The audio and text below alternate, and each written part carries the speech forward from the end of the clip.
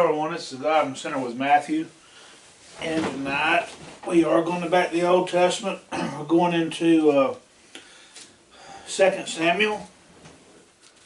I did a lesson a while back, 1 Samuel. I went through the entire book of 1 Samuel, but I skipped around, but I went through the main parts of 1 Samuel, you know, David and Goliath and just all this stuff. So David was fighting in the death of Saul. David and Saul had been fighting throughout the entire thing of the first book. And Saul's done dead, and I covered that in the last lesson I did in there. You have to go back several lessons to catch up on that if you hadn't been following along this far. But anyways, I'm going to verse 1 in 2 Samuel. After the death of Saul, David returned from his victory over the Amalekites and spent 2 days in Ziklag. On the third day, a man arrived from Saul's army camp. He had torn his clothes and put dirt on his head to show that he was in mourning. He fell to the ground before David in deep respect. "Where have you come from?" David asked.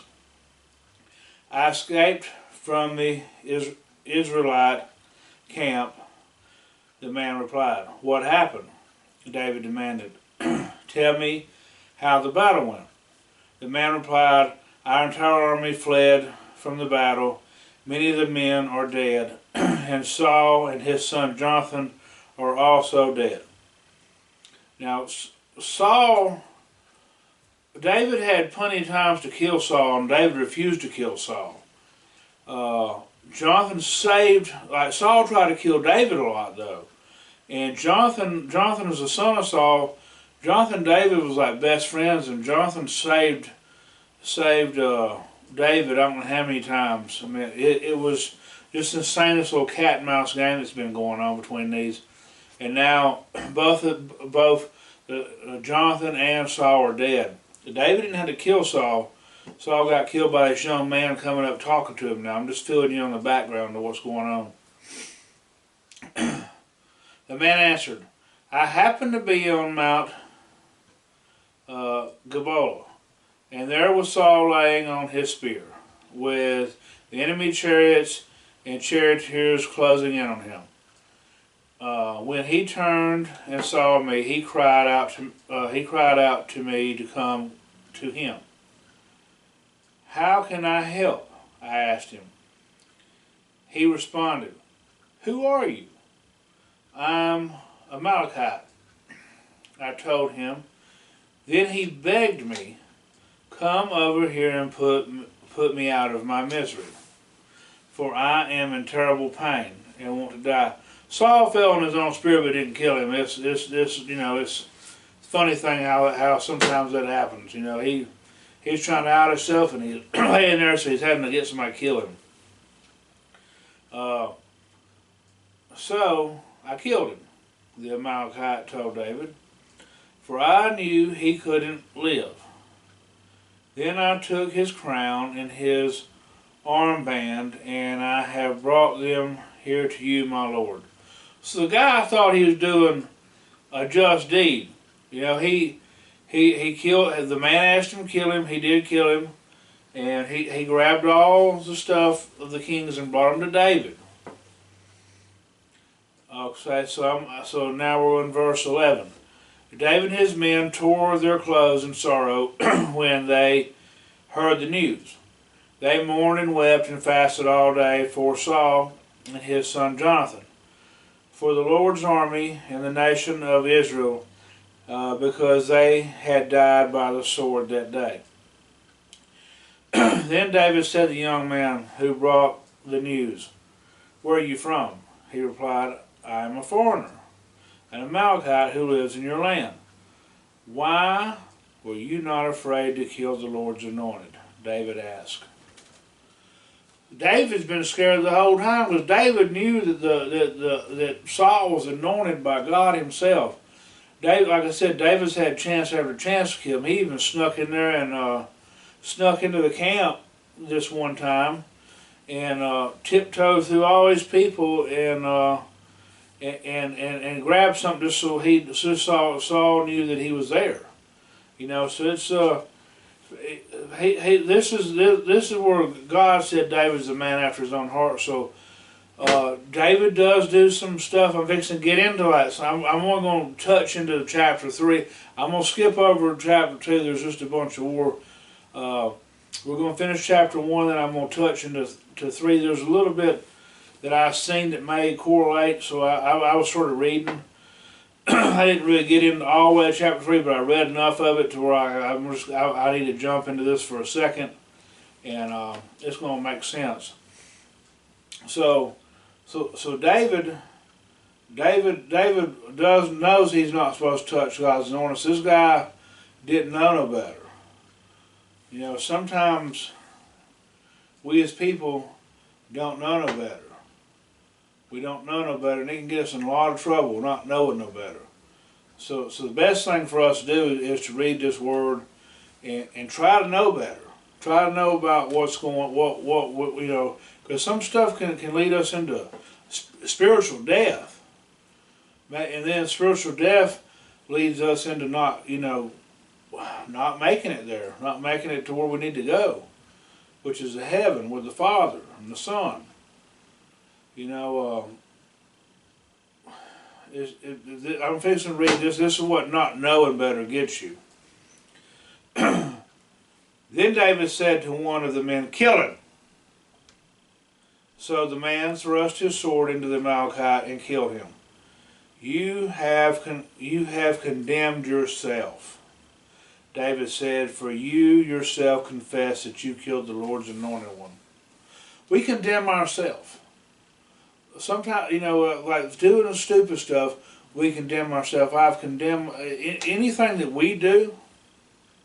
We condemn ourselves that it's not right. You know, we can't say the devil made me do it or any of this stuff. This flesh is what causes us to sin. This flesh is what does it. We cause ourselves to do the things we do. You know, you get in a fight with your wife tonight. Well, you could have stopped your anger no matter what she's doing. I'm just throwing out examples. No matter what she's doing doesn't mean you have to sin back. You don't have to yell back. You could, you know, you can choose to walk out the door. I used to have a quick temper, and it can still happen. It can still happen. I got better throughout my journey with God, my journey through the AA program.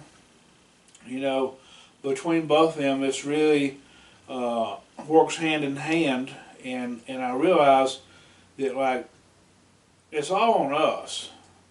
Nobody can make us do something. We do it because it's in us. You know what I'm saying? Somebody make, like, you know, just for us to do wrong. So like this guy, so Saul told him to kill him. He listened to Saul. That was his problem. He should have just stayed out of that business, and guess what? He'd still be alive. But he didn't. He listened to somebody else, and he chose to do something else. And if he just walked away and not went and tried to own up to it, then he'd probably been okay. Now he might not have been okay with God. You know, I don't really know the circumstances of how God would have treated us. You know, things was different back in the Old Testament. There wasn't no baptism. There wasn't no way. That's why Jesus came in there to give us a way to get into heaven. So just think about it. Just think about things that we do, that you do, that's wrong. We have to own ownership of it. It's nothing that nobody can cause you to do anything. We do it out of our own, whatever's going on with us. We control how we act. God gave us all free will. So I'm going to go into verse 17 now. It says, David's song for Saul and Jonathan. Then David composed a funeral song for Saul and Jonathan.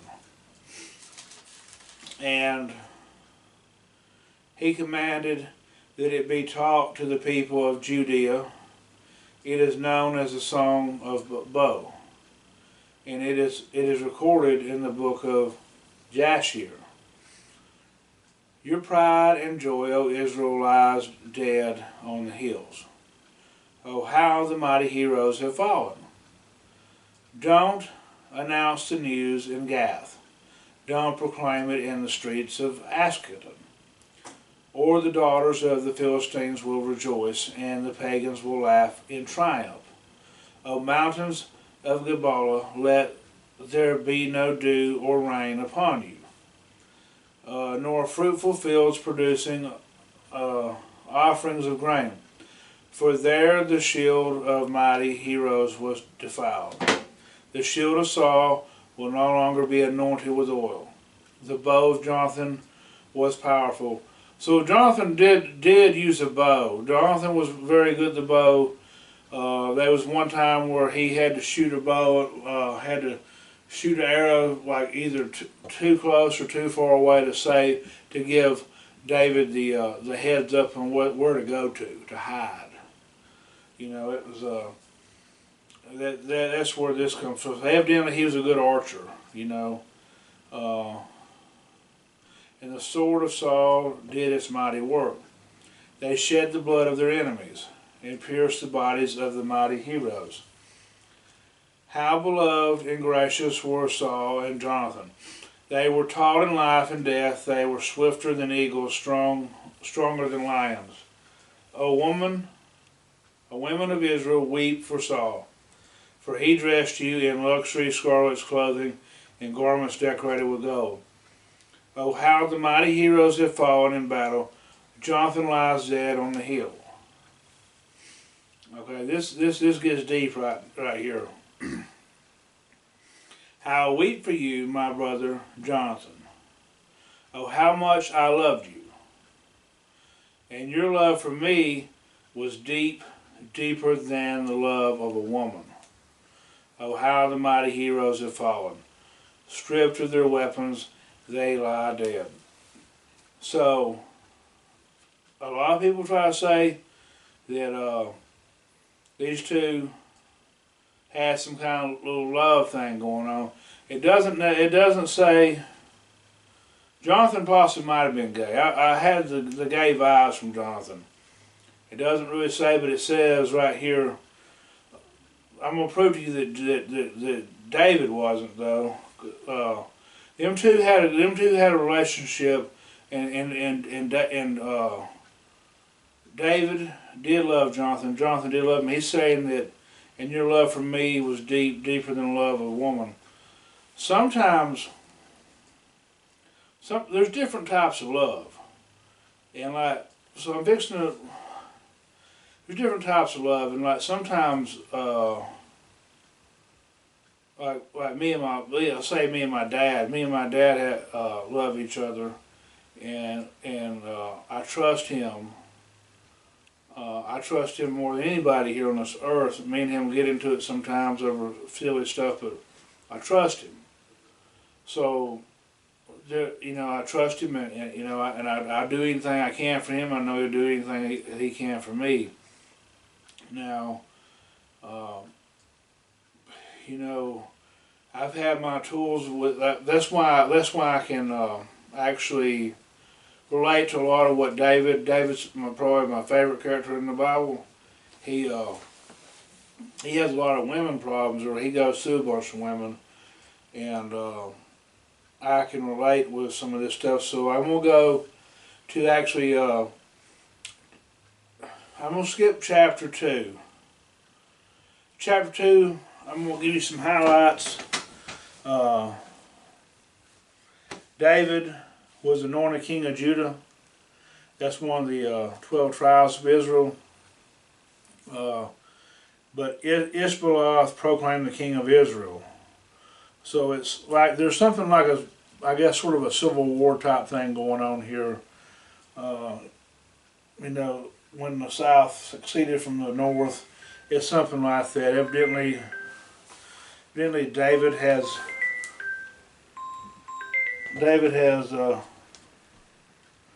David is now king of Judea, and Isbaloth is the king of Israel. They're fighting back and forth all through chapter 2.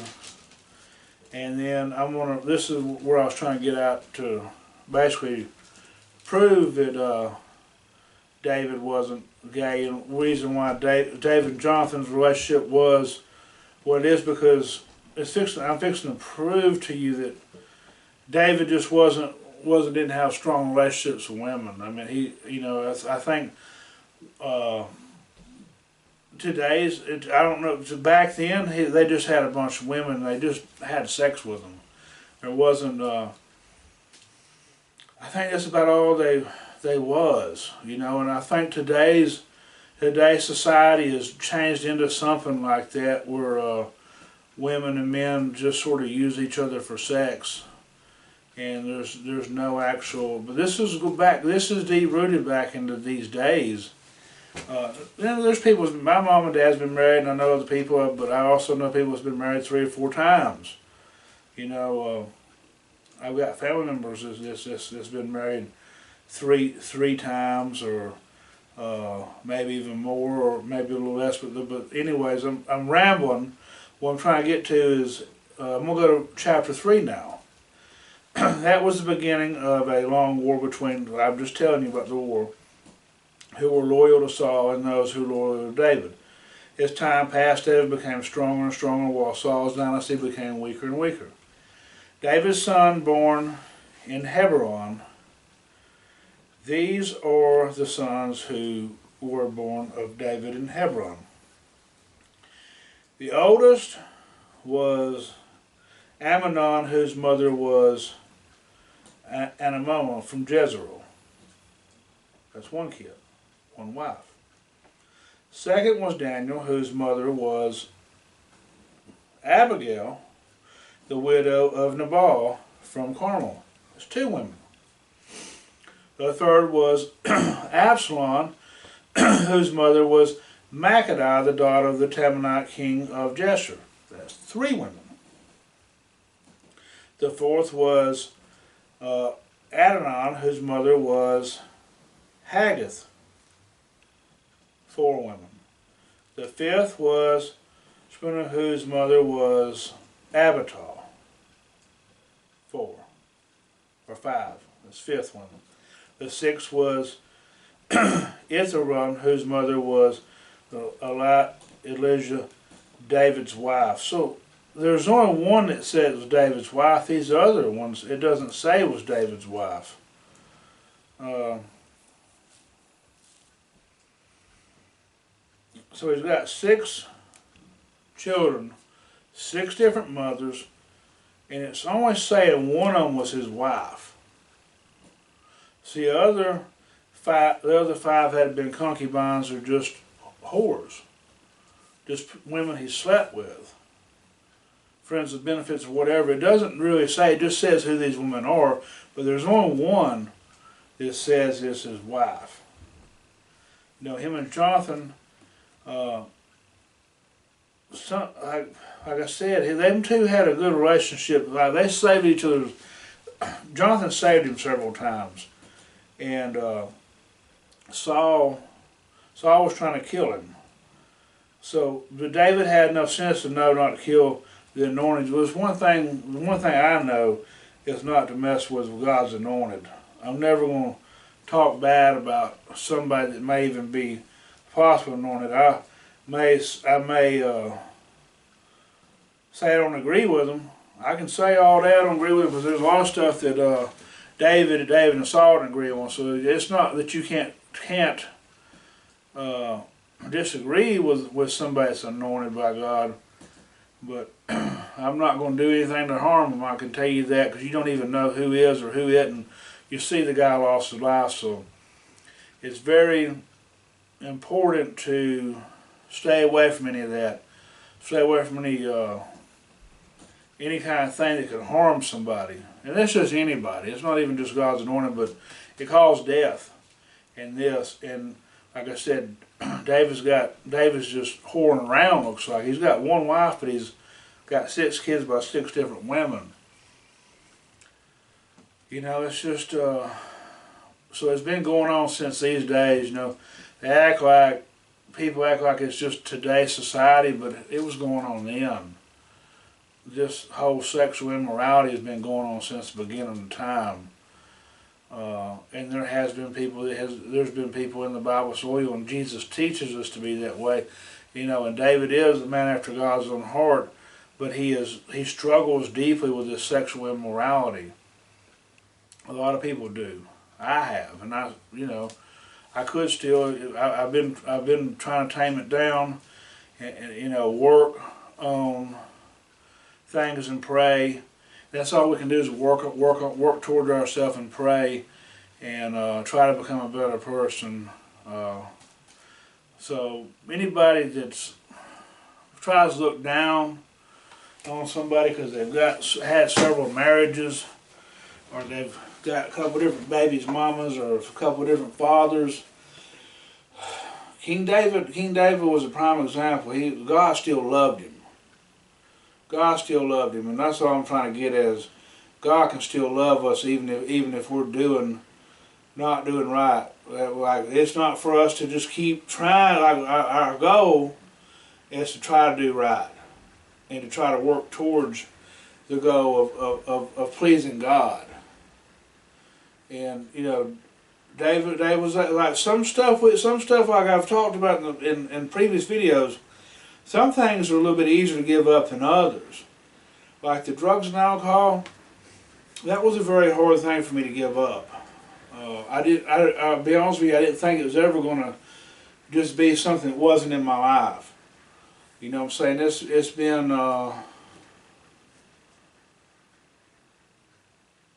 like 7 years since I've touched anything, a little over it. If you had told me that when I was 18, I'd have told you you're a liar. If you had told me that when I was 30, I'd have told you BS. There's just no way. I mean, I could still drink or something a little bit here and there. I mean, so I'm working. It's like this being a Christian thing is a daily struggle, and it's something that we just work on the day we die. None of us are ever going to be perfect at it, and I'm not asking nobody to be perfect at it, but for us to look at ourselves and don't blame others. We do something, we get ourselves into something, we cannot blame other people because we got ourselves into that. And sometimes God just allows people to do things to us. You know, it's just, or the devil, was in the book of Job not too long ago. So we just have to pick ourselves up and dust ourselves off and do the best we can. And I stress to everybody to read this word, because the word does come alive. Like what I read earlier, there's a lot of stuff I just said, because I do a freestyle thing. I don't have no lesson made up. I wasn't even sure where I was going to be reading at tonight, because I was reading in Kings last week. I hadn't really read none this week. I'll go ahead and be honest with you. Well, no, I hadn't read any this week. If I told y'all I had, I'd be lying. This was the first time I'd read this week. It's been right at a week since I've opened that Bible myself. And I'm ashamed of myself for it.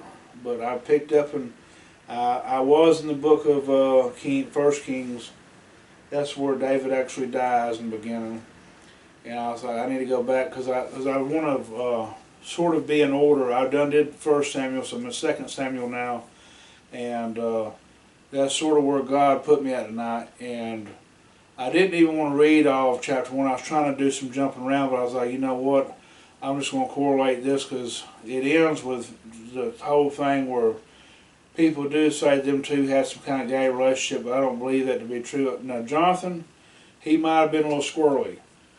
I can't speak on Jonathan. I can't speak yay or nay on him, but David didn't. It don't seem as if anything like that was going on, and he wouldn't have been anointed by God if he was that way. I can go ahead and guarantee you that. So there's nothing in there that leads me to even sort of believe that. other than he loved a man, but you can love a man. I got friends that I love this men, and I don't really have. I mean, I got women, family members and stuff, but I got a few girl friends that I care about and I love, but I wouldn't even really. I would say that the male friends I do have, I probably care for more than the women friends I have, just because they will be there for you when the women just won't. It's just they just won't be there. If you need them, they're not going to answer the phone. They're not going to return a phone call. If sometimes they will, sometimes they won't. But like they get funny, wishy-washy. For the most part, if you really have a strong male friend, and they're pretty, except I don't know. I had some instance here a while back. It was mainly because the wife didn't like me. That was the only reason, you know. And now that's not an issue no more. She's no longer in the picture, and guess what? We're back to good. So women can mess up relationship between men, and it just all around. I would like to find a wife one day, but I don't know if it's ever going to happen. You know, there's some part in there that says Paul talks about it's best if you can abstain from women, then try to do that. I don't want to, but I see where his point is, because it can get hazy sometimes with all that. I mean, there's guy friends too that you know. I'm not trying to bash a woman by no means or nothing like that. I got off rambling there towards the end, but all I'm letting you know is that like God loves you where you're at right now. You hadn't got to be perfect to come to God right now. David was in the midst of all this stuff. He had just seen six children by 6 different women, one wife. There's only one of them they called his wife. That's the first time I realized that. And it's going to be more women. That's just the beginning of it. We're just in the beginning of it. So we're gonna do a lesson. We're gonna keep going. I may skip. I'm probably gonna skip around like I do with some of the chapters, but we're gonna try to read through the chapters instead of skipping around. I read through the entire chapter and I just highlighted things that was going on. The second chapter, and then now here we are. I started just read off the thing about David and his women. It's already started with the women. He's a male whore. I guess I could say the same thing about me in my past. So, anyways, I just want to tell each and every one of y'all, I love y'all and I appreciate y'all. And if you like what you see, like, share, and subscribe. And if you want to get baptized, get a hold of me and we'll make it happen. Thank you and God bless.